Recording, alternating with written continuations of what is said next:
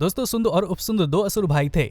उन्हें एक दूसरे के हाथों मरने का श्राप मिला था, लेकिन वे एक दूसरे से बहुत प्रेम करते थे और एक दूसरे के कष्ट को बिल्कुल सह नहीं पाते थे। पृथ्वी पर दोनों के अत्याचारों से तंग आकर ब्रह्मा ने स्वर्ग से वास्तुकार विश्वकर्मा से बात की और कोई समाधान पूछा। उन्होंने एक अति सुंदर युवती बनाने का निश्चय किया जो हर किसी का मन मोह ले। इस तरह से विश्वकर्मा ने अनुपम सुंदरी तिलोत्तमा की रचना कर दी। उसे देखकर शिव भी मंत्रमुग्ध हुए बिना न रह सके। ब्रह्मा ने तिलोत्तमा से दोनों असुरों के पास जाने को कहा। तिलोत्तमा दोनों के सामने प्रकट हुई और उसे देखते ही दोनों भाई उस पर मोहित हो गए। दोनों तिलोत्तमा से विवाह करना चाहते थे और इसी बात को लेकर दोनों में कड़ी शत्रुता हो गई। दोनों ने एक दूसरे पर हमला कर दिया और लड़ते लड़ते दोनों मर गए। दुर्भाग्य से तिलोत्तमा की सुंदरता पर हर कोई मोहित होता जा रहा था, इसलिए ब्रह्मा ने श्राप दिया कि कोई भी बहुत देर तक उस पर निगाह नहीं डाल पाएगा। दोस्तों राजा पुररवा ने एक सन्यासी से पूछा, कोई मनुष्य बिना यज्ञ किए कैसे अपने पापों से मुक्ति पा सकता है और स्वर्ग जा सकता है? सन्यासी ने उत्तर दिया, ये कार्य केवल नर्मदा नदी कर सकती है, लेकिन वो तो स्वर्ग में है और उसे पृथ्वी पर लाना होगा। पुररवा ने शिव को प्रसन्न करने के लिए कठोर तपस्या की। जब शिव प्रकट हुए तो पुररवा ने उनसे नर्मदा को धरती पर लाने का अनुरोध किया। शिव ने नर्मदा से धरती पर जाने को कहा, लेकिन नर्मदा को इसके लिए एक ऐसे स्थान की आवश्यकता थी जहाँ से वो प्रकट हो सके। शिव ने कई पर्वतों से इस बारे में बात की। मैकाल पर्वत श्रृंखला इसके लिए तैयार हो गई। जब नर्मदा नदी धरती पर आई तो वो सारे पर्वतों और वनों से होकर बहने लगी। उससे अपने प्रवाह को नियंत्रित करने के लिए कहा गया और पुररवा ने नर्मदा के जल से अपने पूर्वजों को मुक्ति दिलाई।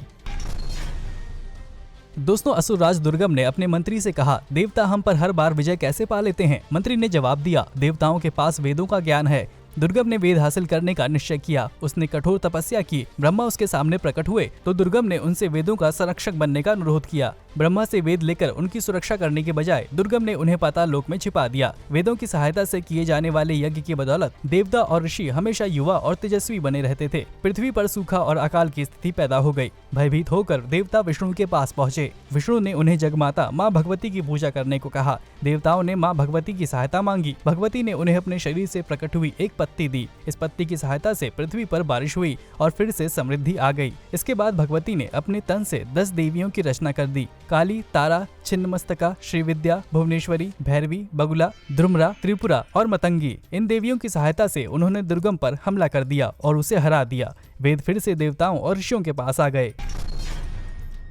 दोस्तों ब्रह्मा ने सृष्टि, ग्रह, नक्षत्र और पृथ्वी पर जीवन की रचना की और फिर उसे व्यवस्थित किया। अब इसे सही तरीके से संचालित करना विष्णु का काम था। विष्णु ने सरस्वती से कहा कि वे अपने ज्ञान का उपयोग जीवों और मनुष्यों से सद्भाव बनाए रखने के लिए करें। उन्हें समझ में आ गया कि सद्भाव बनाए रखने के लिए धन समृद्धि की आवश्यकता होगी, जो लक्ष्मी ही दे सकती हैं। विष्णु ने लक्ष्मी से सहायता मांगी। अब प्रश्न खड़ा हुआ कि लक्ष्मी बड़ी है या सरस्वती, अर्थात धन बड़ा है या ज्ञान। दोनों के बीच वाद विवाद होने लगा। विष्णु बीच में आए। उन्होंने समझाया कि ज्ञान के सहारे वे पढ़ लिख सकते हैं, लेकिन धन के सहारे ही वे पुस्तकें और कलम का प्रबंध कर सकते हैं, जो ज्ञान के लिए आवश्यक है।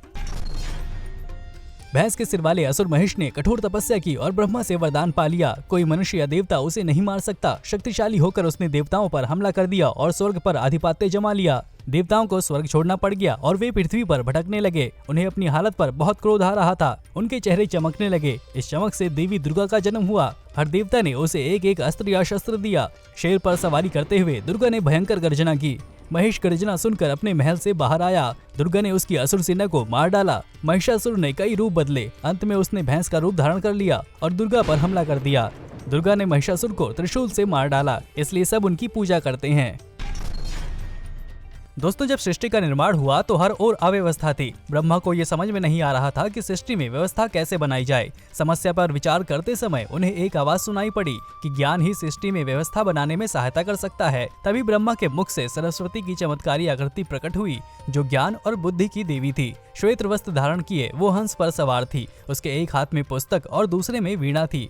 विचार, समझ और संवाद के माध्यम से उसने ब्रह्मा को ये समझाने में सहायता की कि किस तरह से सृष्टि में व्यवस्था कायम की जाए। जब उसने वीणा बजाई तो हल्ला गुल्ला शांत होने लगा। सूर्य, चंद्रमा और तारों का जन्म हुआ। समुद्र भर गए और ऋतु परिवर्तन होने लगा। ब्रह्मा ने प्रसन्न होकर सरस्वती का नाम वाग्देवी रख दिया, जिसका अर्थ शब्द और ध्वनि की देवी होता है। इस प्रकार ब्रह्मा सरस्वती के ज्ञान की बदौलत सृष्टि के रचयिता बन गए।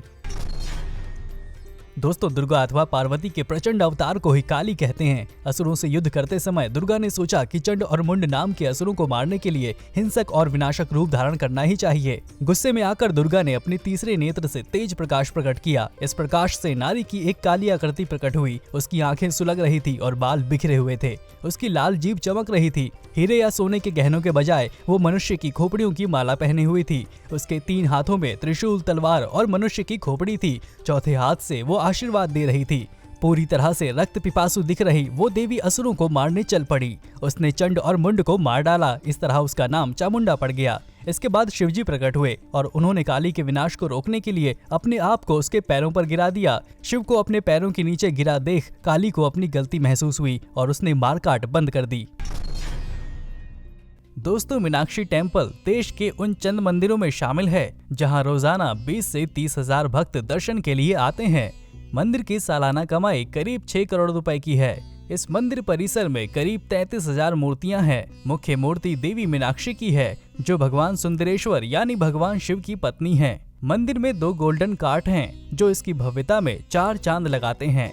ये देश के सबसे अमीर मंदिरों में शामिल है। दोस्तों, लक्ष्मी और दरिद्रा आपस में बहनें थीं। लक्ष्मी परिश्रमी थी और दरिद्रा आलसी थी। लक्ष्मी के गुणों से प्रभावित होकर विष्णु ने उससे विवाह कर लिया। लक्ष्मी ने विष्णु से कहा कि वे दरिद्रा के लिए भी कोई उचित वर की खोज करें। विष्णु ने कहा दरिद्रा के आलस के कारण उससे कोई विवाह नहीं करना चाहता। लक्ष्मी ने कहा कि किसी साधु सन्यासी से उसका विवाह करा दीजिए, क्योंकि साधु तो तपस्या और पूजा पाठ में व्यस्त रहेगा और दरिद्रा के आलस की परवाह नहीं करेगा। विष्णु ने एक साधु को दरिद्रा से विवाह के लिए तैयार कर लिया। विवाह के बाद साधु भी दरिद्रा के आलस से तंग आ गया। उसने दरिद्रा को घर से निकाल दिया। दुखी दरिद्रा लक्ष्मी और विष्णु के पास पहुंची। लक्ष्मी ने विष्णु से कहा कि वो दरिद्रा के लिए एक उचित निवास खोज दें। विष्णु ने एक पीपल का पेड़ ढूंढा और दरिद्रा से उस पर रहने को कहा। दरिद्रा ने लक्ष्मी और विष्णु से उनके यहाँ आने को कहा। दोनों ने हर शनिवार को उसके यहाँ आने का वचन दिया।